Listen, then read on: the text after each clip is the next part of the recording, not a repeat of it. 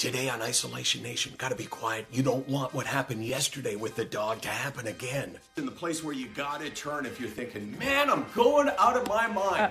Today, Canadian goalkeeper Steph Labbe, she won a... Whoa!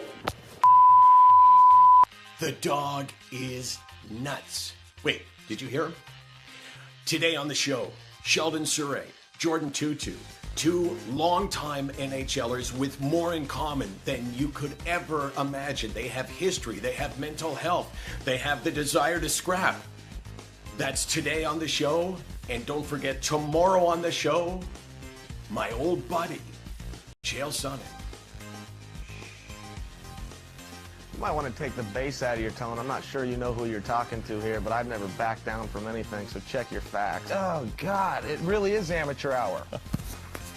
So you're leaving now because of what reason?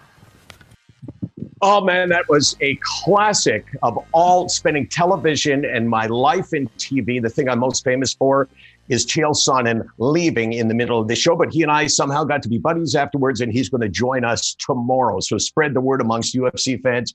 Chael Sonnen, maybe the best talker that I have ever met, going to join us tomorrow on the show, Isolation Nation. We are here during COVID-19 because, hey, we got a mission, and that is to make you feel maybe a little bit better about yourself and your situation and about how you're feeling. And to help us do that, we welcome two really well-known names in the National Hockey League.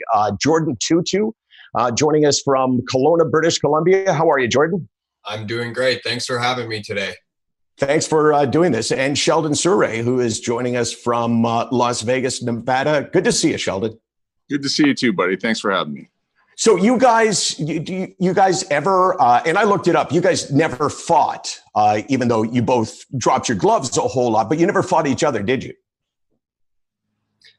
No, our paths never crossed a lot.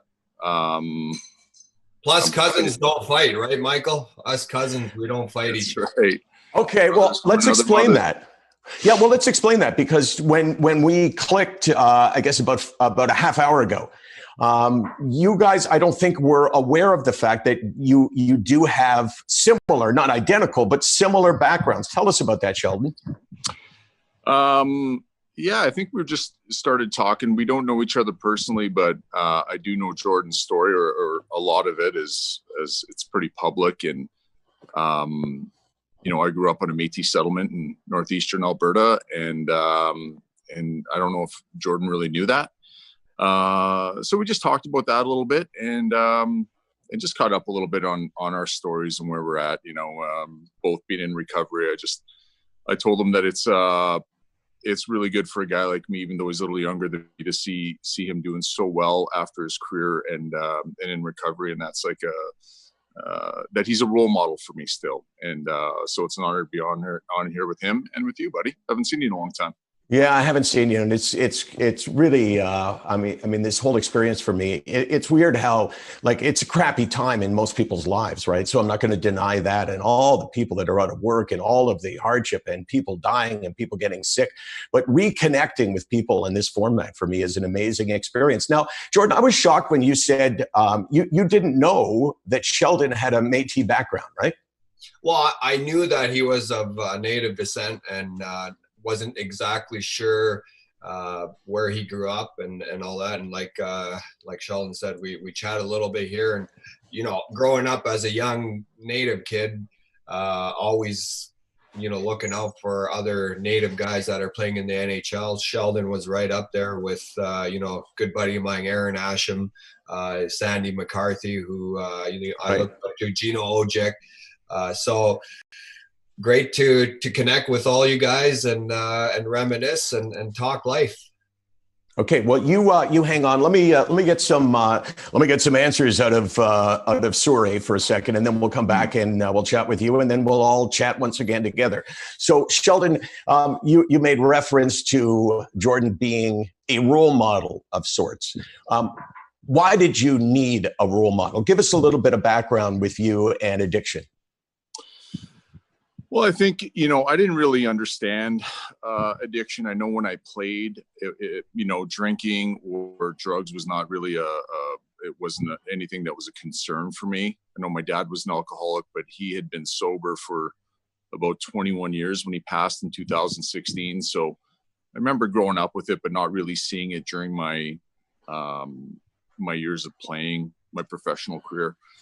So, you know, I didn't really have any experience with that per se. And, you know, much like you hear about a little too often, when my career had ended, and now, you know, I go from an environment of structure and responsibility and schedules to having all this free time on my hand, and not really knowing how to deal with that. You know, I just started going down a slippery slope. I had an excuse. My career ended on injuries, and I felt like I had an excuse. I felt like I was a little entitled to let go a little bit, and it just got out of control for me. So I guess saying that about Jordin, he's been sober and in recovery for a long time, much like my best friend Brant Myers. And these are guys who, especially being a Native kid and from Native communities, these are guys you can look up to and really see that they have a similar path as you, but that they're excelling after their career. And for me, that's so important. So Sheldon, how long have you been sober for? About 2.5 years, a little over 2.5 years. Now, are you proud of that? Like when you say that, I mean, I know the answer. Right? The answer should be, yeah, I'm damn proud of it, because if it was easy, it wouldn't be an addiction, right? No, you know, if it wasn't one of the hardest things in the world, then no one would be an addict. Everyone would say, hey, I can give it up. You must. So are you as proud of you as those of us that know you would be? You know, I'm much more proud of my life and the human being I am now than I ever was in my career playing. That was something I did, and I think I let it define me a little bit. It probably gave me a false sense of ego and entitlement and a lot of things that come along with being a professional athlete. And some people can handle that, and some people can't. And you know, recovery has taught me a lot of things, and it's just about being more authentic. Again, you know, being a professional hockey player and being able to live that dream is I'm blessed to have had that opportunity. But recovery has given me so much more. And am I proud of it? I am proud of it. I can't tell you how surprised that I am to sit here and say that I'm in recovery and I've been sober, because I just never thought that was going to be in the cards for me. But what do I know? So yeah, I'm proud of it, and I'm thanks for having me on and being able to share a little bit of my story, because I think it's important for people to hear. I think you see that people have whatever, a career, a girlfriend, kid, whatever, a house, a car, that your life must be set, and that's just not the way it is. Not the way it is for me. Well, you know, you said right off the top that Jordin Tootoo was a role model for you. Why? Because, you know, first of all, you came from the same world, and I'm actually only referring to hockey at this point. Forget about the fact that you have roots that are similar, but you could relate to him and you could use him as an example for yourself to be able to say, hey, here's a guy who was in real trouble at one time. You know, he has had alcohol, you know, in his past. And he has dealt with it. So you look at him and say, hey, I can do that. But now people will look at you the same way. You have this unbelievable power to, without even trying, just telling your story will make a difference to someone and may get somebody to say, you know what, Sheldon Souray, I watched that guy. He wasn't ashamed, because shame is a huge factor when it comes to mental health. And I don't know if you know the power that you have. Well, thanks for saying that. You know, I think that it makes a difference to me, and it probably makes a difference to my kids. It makes a difference to my girlfriend and to my mom, who is, you know, as concerned as anyone when she's seen the path that was going down. So, you know, it's just a part of my life, and we've all done it differently, and here we are talking about it. So it's something that, you know, I do appreciate the platform, but like I said, the most important person that had to get healthy and I had to get healthy for was me. You, like everybody, you're experiencing a time in your life that you've never experienced before. I don't think you were alive in 1917 with the Spanish flu. If I'm wrong, correct me. But it's something that's totally new, and none of us are really prepared for social distancing and isolation and quarantine. How are you handling it, and how, in particular, are you handling it with pre-existing mental health conditions? I got to tell you, it's probably been a little bit easier for me than for some people. Again, I've been lucky to have a roof over my head, and I got a swimming pool behind me. I'm allowed to leave my house and go get groceries.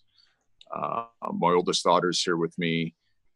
We got a little gym in the garage. We're doing it, and I'm not naive enough to think that other people don't have it way worse off than me. So, I'm grateful that under the circumstances, it could be different, but I get to reconnect with my family, and it's just that, this too shall pass, right? And it's a good lesson for me too to be able to live with myself and not have to go somewhere that I don't want to go. Yeah, it's a great point. Well, let's bring Jordin back into the conversation. Jordin, you heard Sheldon say off the top of the show that you were a role model for him. Now, you, with great humility, speak all the time about wanting to be a role model for anyone, but in particular for First Nation kids who need to look at someone who has had the kind of success you had and the kind of achievement that you've had with your sobriety. Is that correct? Yeah, it's been a hell of a ride, for me personally, growing up in a very isolated community, Rankin Inlet, Nunavut. It's right along the Hudson Bay there. And at the age of 20, cracking the National Hockey League, becoming the first Inuk to lace them up was a whirlwind, to be honest. I had just recently lost my brother to suicide prior to training camp in 03. And so there was a lot of media surrounding me, and for my mental state, if hockey wasn't there, I don't think I'd still be here today, to be honest, because hockey has been my outlet my entire life, and to lose someone who was my mentor, my father figure, at the age of 19, things could have gone south for me, but I knew deep down that ultimately our goal as brothers was to hopefully one day one of us make the National Hockey League and pave the way for our Indigenous communities, pave the way for our young Native kids who think they don't have anything, and say, hey, look, if Sheldon Souray can make it, or Jordin Tootoo can make it, it doesn't matter where you come from. If you put your mind to it, if it's too easy, you're not working hard enough. Jordin, I got a question here from, or Casey is holding up a big sign that says, let me read that. Jordin kind of sucks, but Sheldon is awesome. Casey, come on. I paid actually, that. Yeah. When Jordin joined the NHL, this one obviously is for you, Jordin, was it hard to assimilate with your teammates? I gathered that would be making reference to your background. Absolutely. It was, I always felt like I was an outsider coming into the dressing room who honestly no one could relate to my life, my upbringing, where I grew up, where I came from. And so, yeah, I always felt like I was an outcast, but I knew that, being a part of a team, in a team environment, that everyone is treated equally. And that's where I felt most safe as a human being, was when I walked into the hockey arena, and to know that there are 20 guys who have my back, the coaching staff, the organization, everything else was going to be fine. As long as I had them, I knew I was in a safe place. And, you're at the rink for 3-4 hours a day, and you have 20 hours of the rest of the day to do whatever you want. And as a 20-year-old who has gone through addiction, suicide, there's a lot of time for me to sit and think about a lot of things. But I used alcohol to help me go to bed at night. And it got to the point where 8 years into my career, it was either, that the alcohol is going to take me down, or my hockey career is going to be done. Wow. Here's a question for you, Sheldon. The question is about shame. Did shame affect your self-worth? And if so, how did you overcome it? Yeah. I think as any addict or alcoholic will tell you who's in recovery, the hardest part is asking for help, right? And especially, I think, for me, being conditioned to be an athlete, no one could really help you. No one could train for you. No one could, go play games for you, practice for you. So I thought when I wanted to quit, using alcohol or pills, that it was going to be easy, and it wasn't. It was harder than anything I'd ever done in my life. And that's where the shame comes in. That's where it comes to be like, how did I get myself in this situation? And now I got to ask for help. And I wasn't used to doing that. I never went into a dressing room and said, hey guys, I'm feeling kind of sad today. Who wants to talk with me about it? It's not something that that ever happened. And so that's where the shame was, is that I'd gotten myself into a situation that I couldn't help myself out of. However, through recovery and through a tribe and through people you can count on, the shame's just short-lived. It's something that we make up, really. It's a real emotion. I mean, I'm not discounting that, but asking for help might be the strongest thing you ever do. Might be the single most important thing you ever do, is make a phone call to someone. And getting into recovery and doing the work and having people tell you they're proud of you, that erases the shame pretty quickly. As long as you don't go back to what you were doing, right? If you're being authentic and you just, get on a path that's healthy for you, the shame goes away. But for sure, when I had to admit that I was an addict, I wasn't doing it. I wasn't driving my Ferrari into rehab, on a winning streak. Hey, Jordin, so I asked Sheldon this question, and this has nothing to do with you being a professional hockey player or anything to do with what you speak about when you go to speak. It has to do with COVID-19 and the fact that we are in isolation now and in quarantine and social distancing. You have a 4-year-old, a 2-year-old. I'm wondering, for your mental health, has this been a challenge for you? Because it seems like half the world is struggling now with anxiety. Yeah, there have been good days and bad days. I'm sure everyone has felt those feelings, and for me personally, it's been quite the whirlwind. Obviously being recently retired, a year. This is my second full year being home with the kids, and so that part of watching my kids grow up and now being on lockdown in the house 24/7 has been quite interesting, to be honest. Coming up with different activities every 20-30 minutes for the kids have been basically my wife has done all the indoor activities because I grew up outside. And so I constantly tell my wife, I'll take the girls outside and spend a couple hours, and we'll just go in the bush and pick up sticks and throw rocks and do that kind of stuff. And which is also healing for me. Growing up in a very isolated community, you learn how to keep yourself busy. and keeping your mental state of mind in check by just being grounded and just knowing where you came from. That I am very grateful and humbled to be healthy today, and that my girls and my wife are healthy. And now this is just a phase in our lives, in everyone's lives, that maybe it's time to check yourself in the mirror, let yourself pride down, let your ego down, and ask yourself those tough questions. Ask your wife, ask your kids, ask your family members, how are you doing?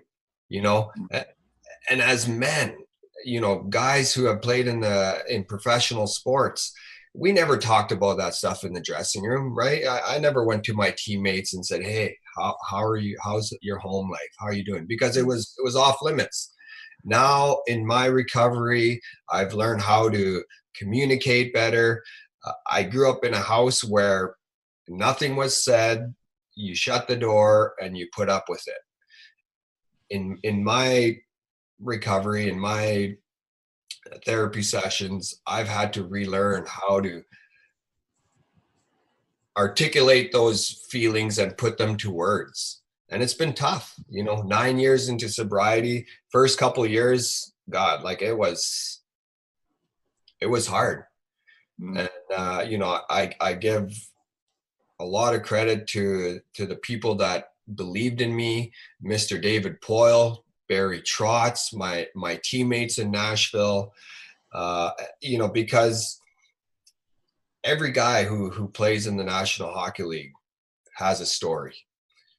And we're human beings. We make mistakes. And for me, I was fortunate enough to have the Nashville Predator organization reach out to me and say, I think we need to look for some professional help for you. And like Sheldon said, it was the hardest decision to admit that I had a problem, but it was even harder for me to be vulnerable and to just walk through those doors and say, help me, as a guy who was taught, as growing up, to never surrender, to never back down, to never show weakness, to never show emotion. I think that was probably the first time in a long time when right before I stepped into those doors at rehab, I shedded a few tears, and I knew it was my time. It was either now or never, and it gave me 8 more years of playing in the National Hockey League. You look at guys who often say this is gonna kill my career, but if you put in the work, if you believe in yourself, if you're willing to think outside the box, trust yourself, good things happen. But it takes time. It's one step at a time. You had a lot of tilts in your life. This was a lot of fun. Hey, by the way, Jordin, could you name the 5 teams that Sheldon played for in the NHL? Let's see. New Jersey. And you played for New Jersey as well. Who do you think Lou liked more, you or him? Well, he loved the native guys, so I'm going to say 50-50. Yeah. Okay, fair enough. I'll take that. So New Jersey. Yes. Montreal. Yes. Edmonton. Yes. Dallas. Yeah.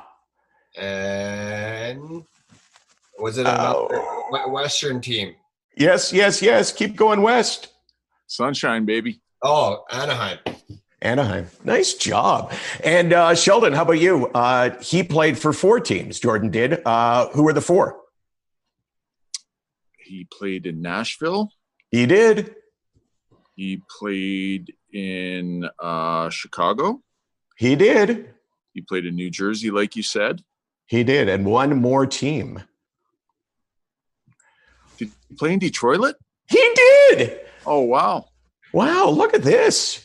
I don't know if you prepared for the show or, maybe you're just being a, closet Jordin Tootoo fan. That's awesome. Hey, Jordin, true or false, the NHL record for power play goals by a defenseman is held by Paul Coffey, but Sheldon is second with 19 in 2006, 2007. True or false? True. No, that's false. He's number one. Paul Coffey, I just threw the name up there and made it up. Sheldon is number one in history with 19 power play goals. Wow. Well, I wouldn't want to get in front of one of those one-timers, I'll tell you that much. And he scored the 2 fastest goals in Oiler history. How many seconds between goals, Jordin? 14. 7. How did that happen? How did you score? I mean, you score the first goal and then you line up for the face-off. And how does a defenseman score within 7 seconds? Oh, man. 2 breakaways, deked everyone out. And then I think backhand top shelf, both of them. How did you get a breakaway? Hang on. One was a dump in off the glass. I think the second one. First one was just a scrum, and then the second one I dumped it in, hit a partition, and went in. So it was one of those two. So true or false? That's beautifully put, man. Because it would be really difficult for a defenseman. You know, your team wins the faceoff, you get the puck at your blue line, you go end to end in 7 seconds. You know, that's. I mean, not even with your breathtaking speed could that probably happen. My career, as it happened, and as I tell it now, are 2 very different careers. You know, life is like that, and I think all of us have a certain amount of flexibility in our lives. That as time goes on, you know, I mean, there's things you wouldn't have to exaggerate about 7 seconds between goals or the velocity of your slap shot. True or false that Jordin Tootoo played in the 2002 World Junior Ice Hockey Championships with my buddy and partner on the radio, Carlo Koliakovo? Oh, I'd believe it. He has the talent to. I don't know if the years match up, but no, the years didn't. It's 2003, and so I work with Carlo every morning, and he said, "Jordin Tootoo, man, I played with that guy in World Juniors," and then I think he thought he played with you in Detroit, but I'm not sure that he did. But he wanted me to say hello, and I'm saying hello. What's up, Coco? And this was great. Man, it's just so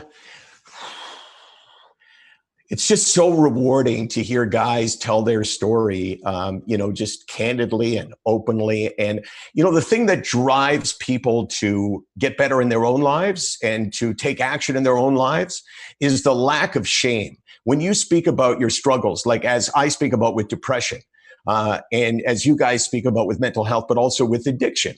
When you talk like you have nothing to be ashamed about, then that empowers other people. You were supposed to ask me a question, Sheldon. What was the question? Who was the player? I was gonna ask you. We were talking quickly before we got on. You were gonna say I played with the guy Stéphane Richer, and you said that you had a story to tell me about him. I'd love to hear it. He changed my life, not intentionally. So 2008 for me was the worst year of my life, mental health wise. I mean, I was in a hotel room, and my daughter knows this off by heart. It was November 24th, 2008, Marriott Hotel, Montreal, room 521.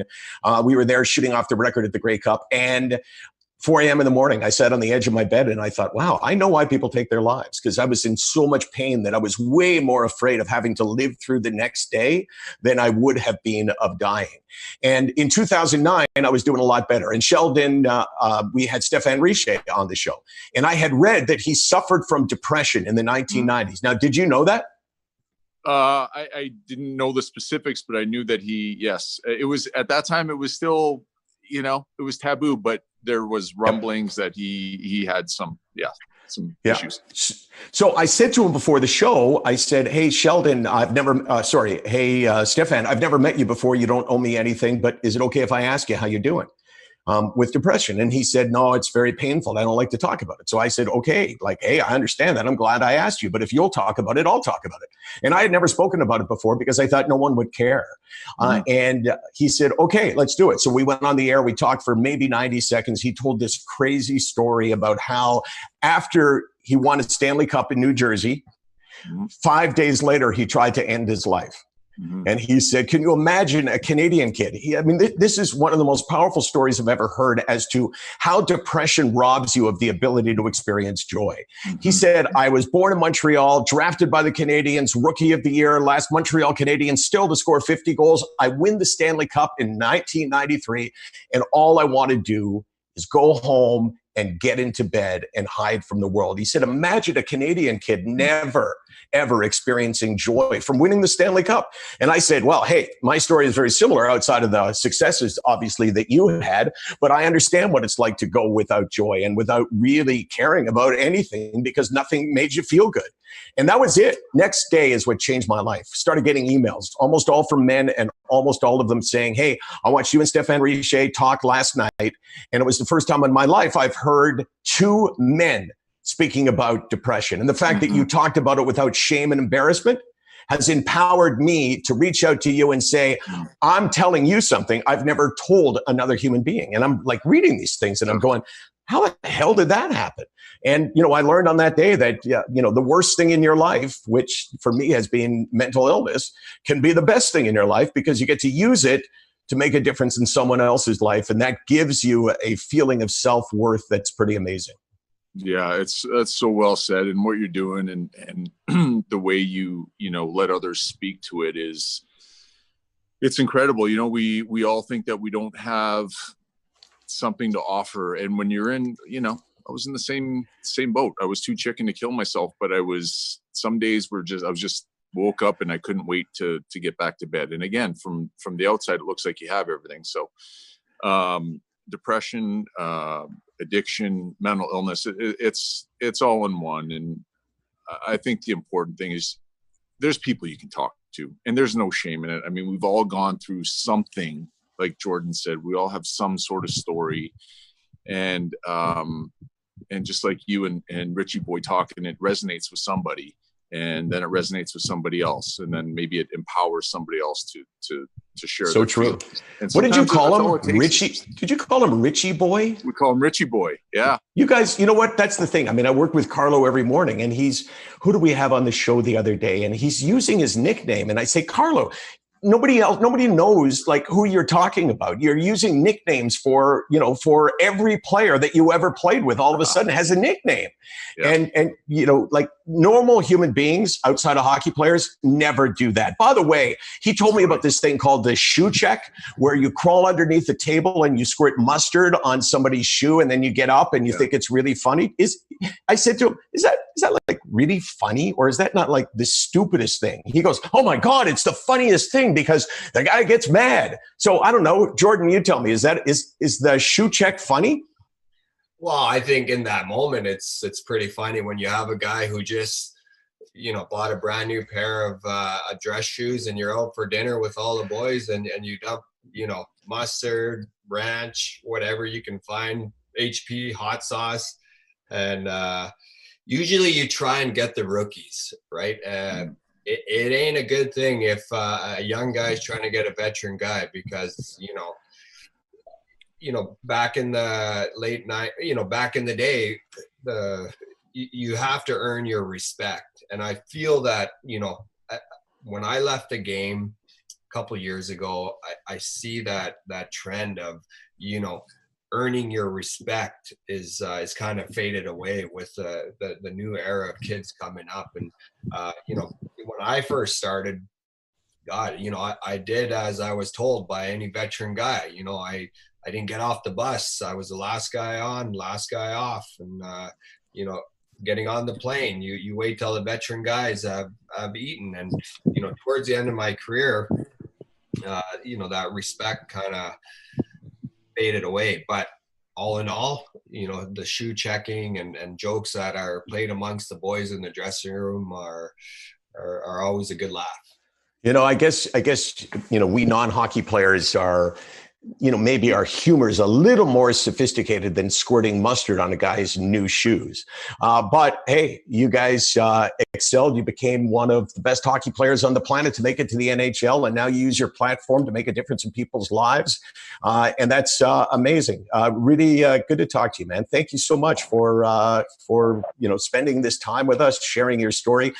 Is there anything you can't do without during this time that we're at, this time of isolation? Is there one item or anything that you say, I got to have this?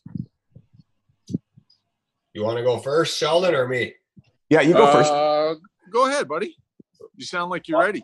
I got it right behind me here. What is it?